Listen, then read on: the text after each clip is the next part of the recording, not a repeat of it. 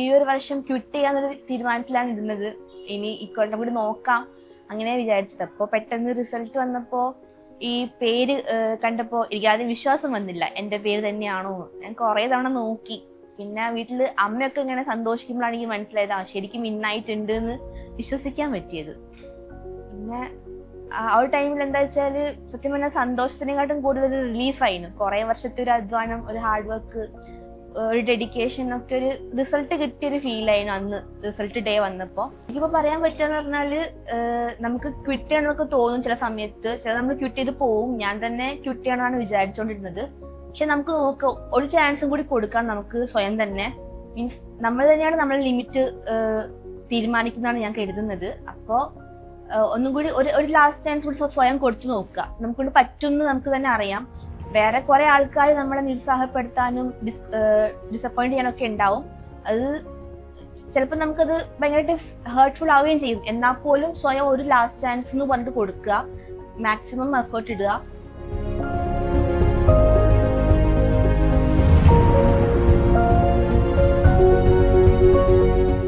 എൻ്റെ പേര് ഹൃദ്യ എന്നാണ്. ഞാൻ കോഴിക്കോട് തന്നെ ഉള്ളേരി എന്ന സ്ഥലത്താണ് വരുന്നത്. പിന്നെ ഇപ്പം എനിക്ക് കിട്ടിയിരിക്കുന്നത് RRB PO ആയിട്ടാണ്. അപ്പോൾ ഞാൻ ഒരു 2022 ലാസ്റ്റ് ഡിസംബർ ആ ടൈമിലൊക്കെ ആയപ്പോഴാണ് റേസിലേക്ക് വന്നത്. അപ്പോൾ ഞാൻ ആ ടൈമിൽ പോസ്റ്റ് ഗ്രാജുവേഷൻ കഴിഞ്ഞിട്ടാണ് ബാങ്കിങ് തിരഞ്ഞെടുത്തത്. അപ്പോൾ ഇവിടെ വന്നപ്പോൾ എൻ്റെ കുറച്ച് ഫ്രണ്ട്സും പിന്നെ യൂട്യൂബ് റിവ്യൂസും കണ്ടാണ് റേസിലേക്ക് എത്തിയത്. അപ്പോൾ ഇവിടെ ഫസ്റ്റ് തന്നെ ബേസിക് സർക്കിൾ അങ്ങനെയാണ് തുടങ്ങിയത്. അപ്പോൾ സർക്കിളായിട്ട് ഇരുന്നിട്ട് ക്ലാസ് കഴിഞ്ഞിട്ട് സർക്കിളായിട്ട് ഇരിക്കുക. അപ്പോൾ ഒരു ഫൗണ്ടേഷൻ നമുക്ക് വേണ്ട പ്രിലിംസ്. അപ്പോൾ ആദ്യമൊക്കെ പ്രിലിംസ് ക്വാളിഫൈ ചെയ്യാനാണ് നോക്കിക്കൊണ്ടിരുന്നത്. അപ്പോൾ ഇങ്ങനെ ഫൗണ്ടേഷൻ ഒരു ബേസിക് ആയിട്ട് ക്ലാസ് കിട്ടിയത് റേസിൽ നിന്നാണ്. അപ്പോൾ അത് എനിക്ക് നല്ലോണം യൂസ്ഫുൾ ആയിട്ടുണ്ട്. സിംപ്ലിഫിക്കേഷൻ, അങ്ങനത്തെ സ്പീഡ് മാക്സ് ഒക്കെ, സ്പീഡൊക്കെ ഇൻക്രീസ് ചെയ്യാനൊക്കെ കുറേ ടിപ്സ് അങ്ങനെ കുറേ കിട്ടിയിട്ടുണ്ടായിരുന്നു റേസിൽ നിന്ന്. പിന്നെ അതിനുശേഷം ഇപ്പോൾ റിസൾട്ട് വന്ന സമയത്ത് ഞാനിപ്പോൾ ഒരു മൂന്നാമത്തെ അറ്റംപ്റ്റ് ആണെന്ന് തോന്നുന്നു. 2022 ഫസ്റ്റ് കോച്ചിങ് തുടങ്ങിയെങ്കിലും എക്സാം എഴുതി തുടങ്ങിയത് 2022 തൊട്ടാണ്. അപ്പോൾ അത് കഴിഞ്ഞിട്ട് എക്സാം ക്ലിയർ ആയ സമയത്ത് ഈ ഒരു വർഷം ക്വിറ്റ് ചെയ്യാന്നൊരു തീരുമാനത്തിലാണ് ഇരുന്നത്. ഇനി ഇക്കൊല്ലം കൂടി നോക്കാം അങ്ങനെ വിചാരിച്ചത്. അപ്പോൾ പെട്ടെന്ന് റിസൾട്ട് വന്നപ്പോൾ ഈ പേര് കണ്ടപ്പോൾ എനിക്ക് ആദ്യം വിശ്വാസം വന്നില്ല, എൻ്റെ പേര് തന്നെയാണോ. ഞാൻ കുറേ തവണ നോക്കി. പിന്നെ വീട്ടിൽ അമ്മയൊക്കെ ഇങ്ങനെ സന്തോഷിക്കുമ്പോഴാണ് എനിക്ക് മനസ്സിലായത് ശരിക്കും ഇന്നായിട്ടുണ്ട് എന്ന് വിശ്വസിക്കാൻ പറ്റിയത്. പിന്നെ ആ ഒരു ടൈമിൽ എന്താ വെച്ചാൽ സത്യം പറഞ്ഞാൽ സന്തോഷത്തിനെക്കാട്ടും കൂടുതൽ റിലീഫായിരുന്നു. കുറേ വർഷത്തെ ഒരു അധ്വാനം, ഒരു ഹാർഡ് വർക്ക്, ഒരു ഡെഡിക്കേഷൻ ഒക്കെ ഒരു റിസൾട്ട് കിട്ടിയൊരു ഫീലായിരുന്നു അന്ന് റിസൾട്ട് ഡേ വന്നപ്പോൾ. റിസൾട്ട് ഞാനാണ് ആദ്യം നോക്കിയത്. അപ്പോൾ ഇങ്ങനെ വന്നിട്ടുണ്ട് നിങ്ങൾ ഫ്രണ്ട് വിളിച്ച് പറയുക ചെയ്തത്, റിസൾട്ട് വന്ന് നോക്കിയോന്ന് പറഞ്ഞിട്ട്. അപ്പം എനിക്ക് നോക്കാൻ നല്ല ടെൻഷൻ ഉണ്ടായിരുന്നു. അപ്പോൾ അമ്മ പറഞ്ഞു നോക്ക്, എന്തായാലും നോക്കാന്നൊക്കെ കണ്ട് അമ്മ അടുത്ത് തന്നെ ഇരിക്കുന്നുണ്ടായിരുന്നു. അങ്ങനെ നോക്കിയ സമയത്ത് ഞാൻ ഫസ്റ്റ് കണ്ടു. അപ്പോൾ ഞാൻ ഇങ്ങനെ അമ്മയോട് പറഞ്ഞ് അമ്മ ഉണ്ട് തോന്നുന്നു. അപ്പം അമ്മ നോക്കും, ഒന്നും കൂടി മര്യാദയ്ക്ക് നോക്കുന്നൊക്കെ പറഞ്ഞ് നോക്കി. അമ്മ ഭയങ്കര സന്തോഷമായിരുന്നു. എന്നെക്കാട്ടും കൂടുതൽ അമ്മയ്ക്കായിരുന്നു തോന്നുന്നു സന്തോഷം. എന്നിട്ട് അമ്മ വീട്ടിൻ്റെ അടുത്ത് പോയിട്ട് എല്ലാവരുടെ അടുത്ത് പറഞ്ഞു. കുറേ റിലേറ്റീവ്സൊക്കെ അറിഞ്ഞു വന്ന്. അന്ന് നല്ലൊരു ദിവസമായിരുന്നു. ഇപ്പോൾ ഇങ്ങനെ ഇതൊക്കെയാണെന്ന് തോന്നുന്നു. ഞാൻ കുറേ അച്ചീവ്സ് ഒക്കെ പറഞ്ഞു കേട്ടിട്ടുണ്ട്. റിസൾട്ട് വരുന്ന സമയത്ത് നമുക്ക് വീട്ടിലുള്ള ഒരു സന്തോഷവും പാരൻസിൻ്റെ മുഖത്ത് കാണുമ്പോൾ ഒരു സന്തോഷമൊക്കെ കാണുമ്പോൾ നമുക്കൊരു ഭയങ്കര ഒരു ഫുൾഫിൽമെന്റ് കിട്ടും, ഒരു സാറ്റിസ്ഫാക്ഷൻ കിട്ടും, ഒരു കണ്ടന്റ്മെന്റ് ഒക്കെ പറയുന്ന പോലെ.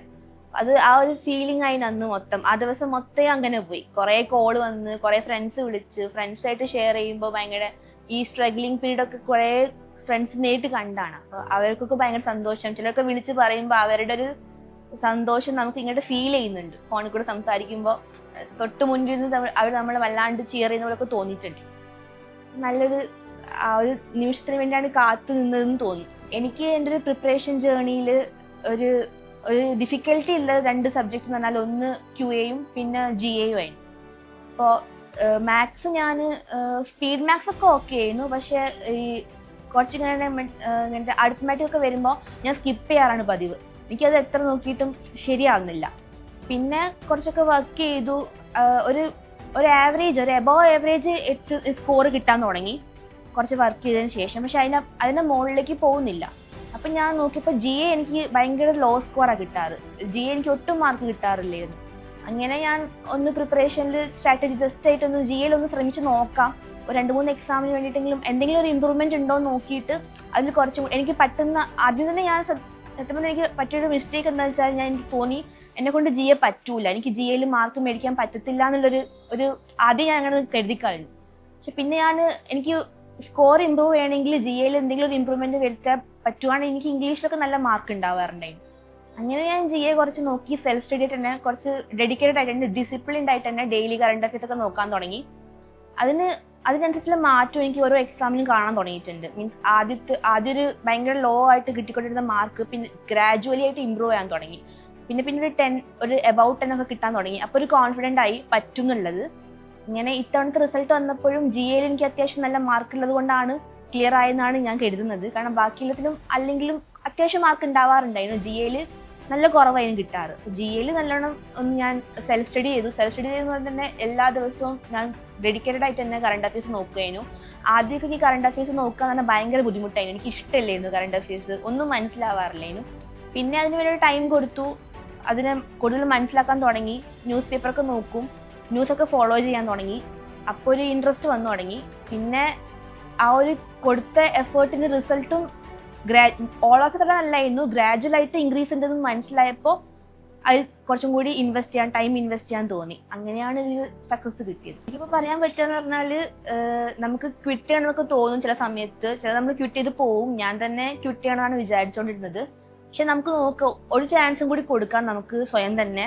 മീൻസ് നമ്മൾ തന്നെയാണ് നമ്മളെ ലിമിറ്റ് തീരുമാനിക്കുന്നതാണ് ഞാൻ കരുതുന്നത്. അപ്പോൾ ഒന്നും കൂടി ഒരു ലാസ്റ്റ് ചാൻസ് കൂടി സ്വയം കൊടുത്തു നോക്കുക. നമുക്കൊണ്ട് പറ്റുമെന്ന് നമുക്ക് തന്നെ അറിയാം.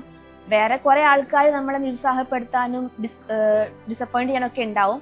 അത് ചിലപ്പോൾ നമുക്കത് ഭയങ്കരമായിട്ട് ഹേർട്ട്ഫുൾ ആവുകയും ചെയ്യും. എന്നാൽ പോലും സ്വയം ഒരു ലാസ്റ്റ് ചാൻസ് എന്ന് പറഞ്ഞിട്ട് കൊടുക്കുക, മാക്സിമം എഫേർട്ട് ഇടുക. റേസിൽ ഞാൻ എൻ്റെ പ്രിപ്പറേഷൻ സ്റ്റാർട്ട് ചെയ്യുന്ന ടൈമിലാണ് വന്നത്. അപ്പോൾ ഞാൻ പറഞ്ഞ പോലെ തന്നെ ഈ ഒരു നമുക്കൊരു ബേസിക് ഒരു ഫൗണ്ടേഷൻ ഉണ്ടാവുക എന്നുള്ളത് ഭയങ്കര ഇമ്പോർട്ടൻ്റ് ആണ്. സ്പീഡൊക്കെ ഇമ്പ്രൂവ് ചെയ്യാനുള്ളതൊക്കെ. അപ്പോൾ അതൊക്കെ എനിക്ക് ഈ റേസിലെ സർക്കിളൊക്കെ വല്ലാണ്ട് യൂസ്ഫുൾ ആയിട്ടുണ്ടായിരുന്നു. അന്നത്തെ മെൻറ്റേഴ്സൊക്കെ നമുക്ക് ഓരോ വർക്കൊക്കെ തരുമായിരുന്നു. അപ്പോൾ അത് വെച്ച് നമ്മൾ മാത്സ് QAയിലൊക്കെ സ്പീഡൊക്കെ വല്ലാണ്ട് യൂസ്ഫുൾ ആയിട്ട് സ്പീഡൊക്കെ ഇൻക്രീസ് ചെയ്യാം. അങ്ങനെ പല സർക്കിളാണ് ബേസിക്കലി എനിക്ക് റേസിൻ്റെ ഒരു പ്ലസ് പോയിന്റ് തോന്നിയിട്ടുള്ളത്. ഈ ഒരു ജേർണിയിൽ കുറേ തവണ ക്വിറ്റ് ചെയ്യാനുള്ളൊരു ഓപ്ഷൻ വന്നിട്ടുണ്ടായിരുന്നു. വേറെ നോക്കാം, വേറെ എന്തെങ്കിലും ചെയ്യാം, അങ്ങനെയൊക്കെ തോന്നിയിട്ടുണ്ടായിരുന്നു. അപ്പോഴൊക്കെ എന്താ പറഞ്ഞാൽ അച്ഛൻ, അമ്മ മീൻസ് പാരൻസ് ആണ് വേണ്ട നോക്ക്, ഈ തവണയും കൂടി നോക്ക്, പറ്റും, കിട്ടും എന്ന് പറഞ്ഞുകൊണ്ടിരുന്നത്. അപ്പോൾ അവർ നല്ല സപ്പോർട്ട് തന്നിട്ടുണ്ടായിരുന്നു. അതൊരു വലിയൊരു ഇതാണ്. പിന്നെ ടീച്ചേഴ്സ്, ഫ്രണ്ട്സൊക്കെ ആണെങ്കിൽ എല്ലാ സ്ട്രഗിളും നേരിട്ട് കണ്ടാണ്. അവരൊക്കെ എപ്പോഴും പറയാം നിന്നെ കൊണ്ട് പറ്റും, നീക്ക് ഇമ്പ്രൂവ്മെന്റ് ഉണ്ടല്ലേ, നീ നോക്ക് എന്നൊക്കെ പറഞ്ഞിട്ട് അവർ വല്ലാണ്ട് ചിയർ ചെയ്യുമായിരുന്നു. അപ്പോൾ അതൊക്കെ ഭയങ്കര ഒരു യൂസ്ഫുൾ ആയിരുന്നു. അതൊക്കെ കൊണ്ടാണ് ഈ ഒരു ദിവസം കാണാൻ പറ്റിയത്.